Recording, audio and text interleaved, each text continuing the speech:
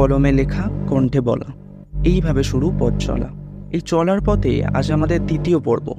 আশা করি গল্পটি তোমাদের ভালো লাগবে। গল্পের নাম ভূত নাকি ভ্রম। গল্পটি লিখেছে নবনীতা পল্লে। গল্প শুরুর আগে বলে রাখি, গল্পের প্রতিটি চরিত্র ও ঘটনাবলী সম্পূর্ণই কাল্পনিক।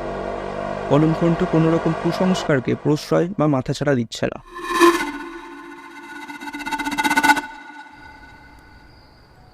অনেকটা রাত হয়েছে, চারিদিকে বেশ অন্ধকার। রেল স্টেশনটাও কেমন যেন আজ ফাঁকা ধুধু করছে। যদিও এই স্টেশনটি অনেকটাই ছোট, এদিক ওদিক মিলিয়ে মাত্র 4টে প্ল্যাটফর্ম। আমি রাতের ট্রেন, তাই এই ফাঁকা নির্জন স্টেশনে আমাকে অপেক্ষা করতে হচ্ছে। নইলে কেইবার থাকে এই রকম নির্জন স্থানে। থাকার মধ্যে আছে ওই কয়েকটা কুকুর, তাও আবার তারা নিশ্চিন্তে শুয়ে আছে, আর আমি বেচারা একা ট্রেনের অপেক্ষায় বসে আছি। অপেক্ষা করতে করতে আমার একটু চোখ লেগে গিয়েছিল। হঠাৎ ট্রেনের হুইসেল শুনে ঘুম ভাঙে। ভাগ্যিস ঘুমটা ভাঙলো, নইলে তো ট্রেনটা মিসই হয়ে যেত। আর কীরকম বেআক্কেলে রেল স্টেশন দেখুন তো। ট্রেন আসার আগে একবারও মাইকে অ্যানাউন্স করলো না। আবার বলা যায় না আমি হয়তো ঘুমন্ত অবস্থায় শুনতে পাইনি। আর অত কিছু না ভেবে আমি ব্যাগপত্র নিয়ে উঠে পড়লাম ট্রেনে।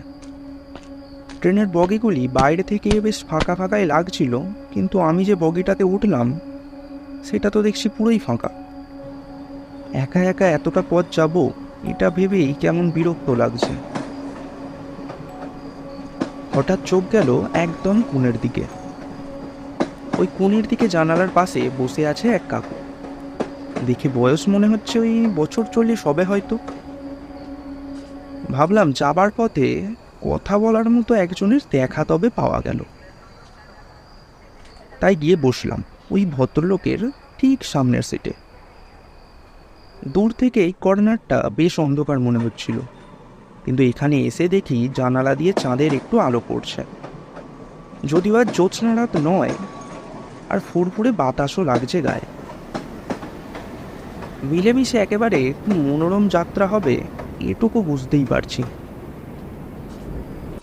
আমি একা চুপচাপ বসে আছি। ভদ্রলোক একভাবে জানালার বাইরের দিকে তাকিয়ে আছেন। হঠাৎ লোকটির শব্দ, তা কত দূর যাওয়া হবে শুনি? কমলাপুর। আর আপনি? আর 2টো স্টেশন পরেই আমাকে নেমে পড়তে হবে। তা তোমার নাম কি? আগে রিতেশ, রিতেশ অধিকারী। বিয়ে শাদী হয়েছে? আরে না না, তবে আগামীকাল ওই কমলাপুর গ্রামেই মা বাবা এক দেখাশোনার ব্যবস্থা করে রেখেছে। আসলে ওই কারণেই ওখানে যাওয়া। বাহ, বেশ ভালো। তা কি করা হয়? আমি একজন হাই স্কুল টিচার, আর বাড়িতেও একবেলা ছাত্রছাত্রী পড়াই। বিয়ে করা আর না করা দুটোতেই ভারী জ্বালা, বুঝে চড়িতে। মানে সেসব অনেক ব্যাপার আছে। তা কোনোদিন প্রেম ট্রেম করেছো? আগে না, সারা জীবন পড়াশোনা করতে করতে আর প্রেম ট্রেম করা হয়ে ওঠেনি। আর দেখুন না, চাকরিও পেলাম মাস্টারির, সেখানে ওই বই নিয়েই পড়ে থাকতে হচ্ছে। তা একদিকে ভালো। আচ্ছা, তুমি কোথায় যেন যাবে বললে? কমলাপুর না? হ্যাঁ, কেন? ওই কমলাপুর নিয়ে অনেক বছর ধরেই কিছু আজগুবি কথা কানে আসছে, তবে সত্যি কিনা জানি না। যাই হোক, একটু সাবধানে যেও। কি সব আজগুবি শুনেছেন? আমার স্টেশন চলে এসেছে, এবার নামতে হবে। বলার সময় আর নেই, তবে একটু সাবধানে দেখো, জায়গাটা খুব একটা ভালো নয়। এই বলে তিনি ব্যস্ত হয়ে উঠে গেলেন। ট্রেন থামার পর ভদ্রলোকটি নেমেও গেলেন, কিন্তু যাওয়ার আগে বলে গেলেন না যে উনি কি এমন আজগুবি শুনেছেন। বেশ কিছুক্ষণ একা থাকার পর আশেপাশে তো আর কাউকে দেখছি না। ও ভাল লাগে না। লোকটাও তো কী সব আজগুবি বলে চলে গেল। ভালো করে পুরোটা বলেও গেল না। কে জানে কী সব অপেক্ষা করছে আমার জন্য। এত কিছু ভাবতে ভাবতে আর জানালার পাশে ফুরফুর হাওয়াতে আমার একটু ঘুম লেগে যায়। অনেকটা পথ বাকি আছে। কামরায় তো আর তেমন কাউকে দেখছিও না, ব্যাগপত্র চুরি হবার তেমন কোনো ভয়ও নেই। তাহলে একটা ঘুম দেওয়াই যাক।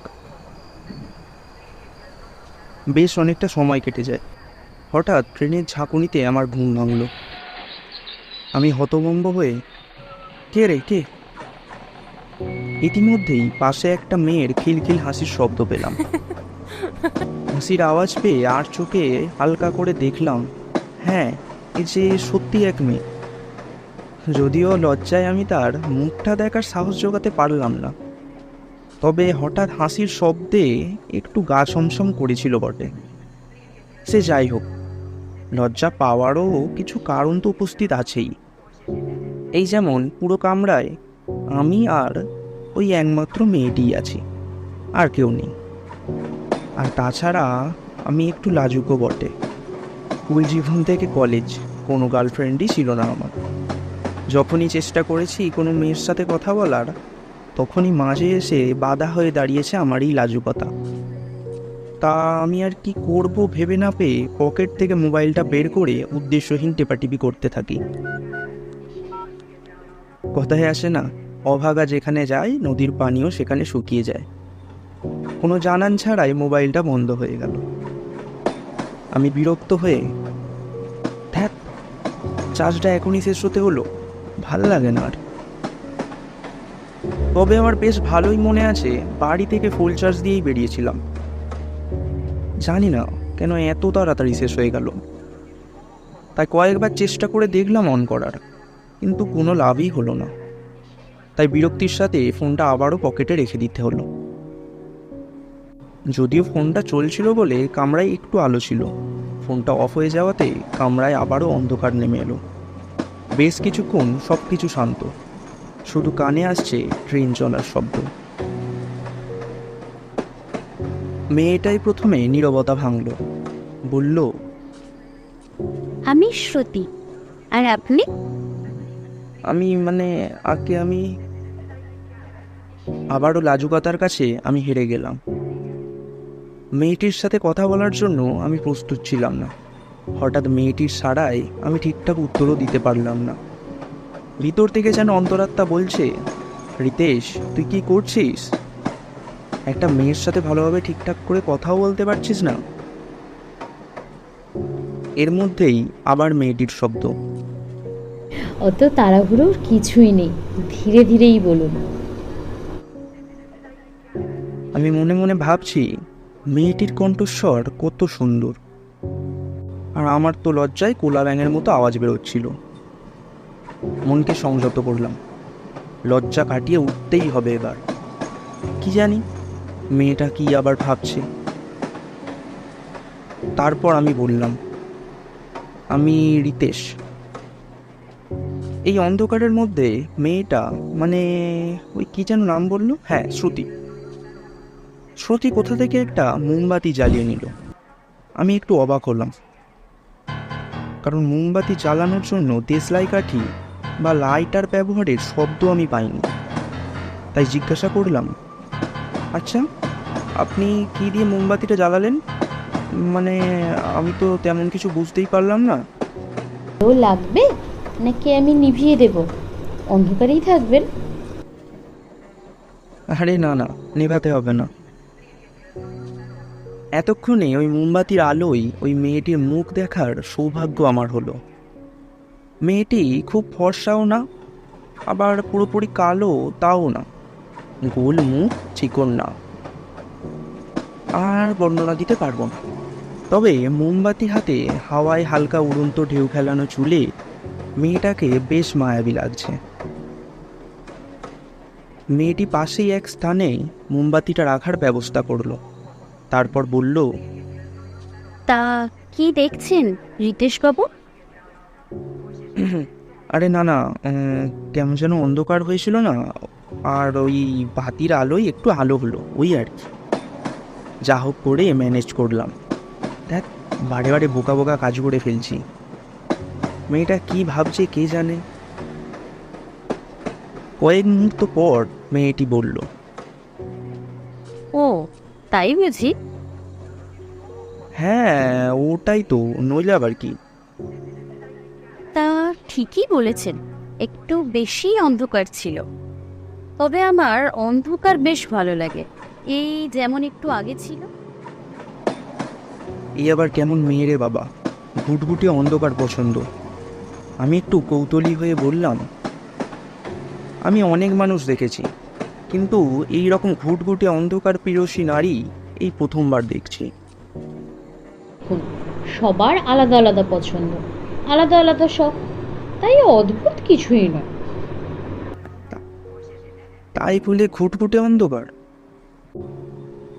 আপনার কি পছন্দ, আলো নাকি অন্ধকার? তেমন পছন্দ অপছন্দ তো নেই, তবে দুটোর মধ্যে একটা বেছে নিতে বললে বলবো আলো। ভিতর ডিম কোথাকার। এই এই তুমি ফিসফিস করে কি যেন বললে? আমি ভিতর ডিম? আমি কিন্তু স্পষ্ট শুনতে পেয়েছি, আমি ভিতর ডিম না। ভিতর ডিম তো হলে তুমি। আমি? হ্যাঁ হ্যাঁ তুমি। কানে কালা নাকি? আমার হঠাৎ করে রেগে যাওয়াতে দুজনের মুখেই আর কথা নেই কিছুক্ষণ। মেয়েটি বোধহয় বেশ রেগে গেছে। মেয়েটির অভিমান ভরা মুখটার দিকে চেয়ে যেন মনে হচ্ছে সব দোষ আমারই। শুধু শুধুই ওই মেয়েটার ওপর হঠাৎ করে ক্ষেপে যাওয়াটা হয়তো আমার উচিত হয়নি। আর ও তো খুব একটা ভুল কথাও বলেনি, অন্ধকারে একটু ভয় তো আমারও করে। তবে তাই বলে আমি ভিতর ডিম? সে যাই হোক, রাগ ভাঙানোর চেষ্টায় আমি প্রথম ক্ষমা চাইলাম, যদিও একটু ইগোতে লাগছিল। সরি, যদি কোনোভাবে আঘাত দিয়ে ফেলি তবে ক্ষমা করবেন। থাক থাক, আর অত আদিক্ষেতা দেখাতে হবে না তোমায়। এই আপনি আমাকে তুমি বলছেন কেন? রাগের মাথায় আপনিই তো প্রথম আমাকে তুমি বলেছিলে। আজব ছেলে তো, একটু আগে বলে নিজেই ভুলে গেল। এই রে, আবারও বোকামি করে ফেললাম। কখন যে রাগের মাথায় ওনাকে তুমি বলে সম্বোধন করে ফেলেছি মাথাতেই ছিল না, তাই ওনাকে বললাম। তা এবার কি বলে কথা বলবো, মানে আপনি বলবো নাকি তুমি? সেটা তোমার ব্যাপার, তবে আমার সত্যি বলতে কি, আপনি আগে করে কথা বলতে খুব একটা ভালো লাগে না। তা বেশ, তুমি বললাম। তারপর হঠাৎ আমার চোখ গেল ওই মোমবাতির জ্বলন্ত শিখায়। আশপাশেই বেশ ভালোই হাওয়া চলছে, কিন্তু ওই জ্বলন্ত শিখাটি যেন স্থির, একটুও তার হেলদোল নেই। আর আমরা তো নয় নয় করে বেশ কিছুক্ষণ কথা বলছি, কিন্তু আশ্চর্যের বিষয় ওই মোমবাতিটা একটুও কমেনি। প্রথমে যেমনটি ছিল ঠিক তেমনই রয়েছে। আমি অবাক হয়ে শ্রুতিকে বলতে যাব কি, মোমবাতিটা ধপ করে নিভে গেল। চারিদিকে অন্ধকার। আমি শ্রুতিকে কয়েকবার ডাকলাম, শ্রুতি, শ্রুতি। এরই মধ্যে কেউ যেন আমার কাঁধে হাত দিয়ে ঠেলা দিচ্ছে। তারপর চারিপাশে আলোর দেখা পেলাম, বুঝলাম সকাল হয়েছে। দেখলাম এক টিটি অফিসার আমায় কি যেন সব বলছে। ओ भैया उठिए उठिए, टिकट दिखाइए अपना। হঠাৎ করে কোথা থেকে কি হলো আমি বুঝতে না পেরে ধড়ফড় করে উঠে আমি ওই অফিসারকে আমার টিকিটটা দেখালাম। এই নিন দেখুন। তারপর ওই অফিসারের কথায় আমি একটু অবাক হলাম। ये क्या है? ये तो कमलापुर स्टेशन का टिकट है। মানে হ্যাঁ, আমি তো কমলাপুর স্টেশনেই নামবো। वो तो आपका 2 स्टेशन पहले ही छूट गया। তবে এবার কি হবে স্যার? তবে আবার কি, আমার হলো যত জ্বালা। পরের স্টেশনে নেমেই আবার সেই একই হয়রানি করে ফিরে আসতে হলো কমলাপুরে। তারপর কমলাপুর স্টেশন থেকে বেরিয়ে এক অটো ধরে সোজা চলে এলাম এক খুড়তুতো কাকার বাড়ি। ওনারাই নাকি এক মেয়ের খোঁজ দিয়েছিলেন আমার বিয়ের জন্য। মা বাবাও একদিন আগেই এখানে এসে উপস্থিত। এখানে আসার পর জানতে পারলাম সকলেই নাকি সেই মেয়েকে দেখে নিয়েছে, সবারই বেশ পছন্দ। দেখতে শুনতে নাকি লক্ষ্মীর মতো। শুধু আমারই দেখা বাকি। মা তো নাকি বলেই দিয়েছে ওই মেয়ের সাথেই আমার বিয়ে হবে। এক প্রকার বলা যায় পাকা কথা হয়েই গেছে, শুধু দিনক্ষণ ঠিক করা আর ওই পাত্রপাত্রীর আলাপ পরিচয়টাই বাকি। দুপুরে ভাত ঘুম দিয়ে একটু বিশ্রাম নেওয়ার পর আমরা সকলে বেরিয়ে পড়লাম মেয়ের বাড়ির উদ্দেশ্যে। সেখানে গিয়ে সকলের সাথেই আলাপ পরিচয় হলো। দুই পরিবারের সকল সদস্যরাই প্রায় একে অপরের সাথে হেসে খেলে কথা বলছে, শুধু পাত্রপাত্রী ছাড়া। কয়েক মুহূর্ত পর কারো একজনের পরামর্শে একটা ঘরে পাত্রপাত্রীর কথাবার্তার জন্য ব্যবস্থা করে দেয়। একটি ঘরে দুজনেই চুপচাপ বসে আছি। আমার তো সেই আবার শ্রুতির সাথে ট্রেনের ঘটনাগুলো মনে পড়ে যাচ্ছে। যদিও সেসব সত্যি ঘটেছে কিনা সে নিয়ে আমিও একটু দ্বন্দ্বে আছি। সকলের মাঝে তখন লজ্জায় মেয়েটির মুখ আমার দেখা হয়নি, তাই এখন যেহেতু কথা বলতেই হবে তাই লজ্জা কাটিয়ে আমি সরাসরি তার মুখের দিকে তাকালাম। মুখের দিকে চেয়েই তো আমি অবাক। এই যে শ্রুতি, অবিকল তারই মুখ, সেই একই চোখ, সেই একই চুলের বাহার। আমি উত্তেজিত হয়ে তাকে জিজ্ঞাসা করলাম, এই তুমি শ্রুতি না? মেয়েটি স্বাভাবিকভাবেই বলল, না, তোমার বোধহয় একটু ভুল হচ্ছে, আমি স্মৃতি। মেয়েটির কণ্ঠস্বর শুনে আমি আবারও অবাক হলাম। এই যে সেই একই কণ্ঠস্বর। শ্রুতি স্মৃতি আমার সব কেমন যেন গুলিয়ে যাচ্ছে। তাই আরও কিছু জানার জন্য জিজ্ঞাসা করলাম, আচ্ছা তুমি তো কাল রাতে ট্রেনে করে ফিরছিলে, একসাথে আমরা কথাও বলছিলাম, মনে পড়ছে? আমি রিতেশ। কি সব বলছো? আমি তো কয়েকদিন ধরেই কোথাও তেমন যাইনি। স্মৃতির সাথে সেদিন ওই অতটুকুই কথা হয়েছিল। তারপর দিনক্ষণ ঠিক হলো, আমাদের বিয়েও হয়ে গেল কয়েক সপ্তাহের মধ্যে। শ্রুতির সাথে দেখা হওয়ার পর অনেক রাতই কেটে গেছে, শুধু কেটে যায়নি সেই রাতের রহস্যগুলো। জানেন তো, সেই দিন সেই ট্রেন থেকে নামার আগে আমি একটু জমাট বাঁধা মোমো দেখেছিলাম। ওই যেখানে মোমবাতিটা রেখেছিল শ্রুতি, ঠিক সেইখানে। তারপর ওই টিটি অফিসারকেও জিজ্ঞাসা করেছিলাম আসার সময় ওখানে শ্রুতি নামে কোনো মেয়ে বসেছিল কিনা, কিন্তু কোনো খোঁজই পাইনি তার। বুঝতে পারিনি শ্রুতির সাথে কাটানো মুহূর্তগুলো স্বপ্ন ছিল নাকি সত্যি। এটাও বুঝতে পারিনি শ্রুতি বা কে ছিল, ভূত নাকি আমার ভ্রম। আজ রাত অনেকটাই হয়েছে, এবার উঠতে হবে।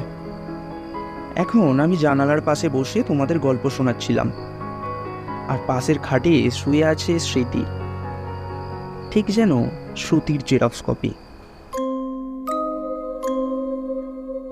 শ্রুতি ও স্মৃতি চরিত্রে অভিনয় করেছে রিমা কোলে। গল্প পাঠে অন্যান্য চরিত্রে আমি ঋত্বিক মণ্ডল। গল্পটি তোমাদের কেমন লাগলো তা অবশ্যই কমেন্ট করে জানাবেন। আর আমাদের গল্পের অগ্রিম পোস্টার ট্রেলার দেখার জন্য আমাদের কলমকণ্ঠ ফেসবুক পেজ অবশ্যই ফলো করে রাখবেন, লিঙ্ক ডেসক্রিপশনে দেওয়া আছে। আজকের জন্য বিদায় নিলাম, দেখা হচ্ছে পরের গল্পে।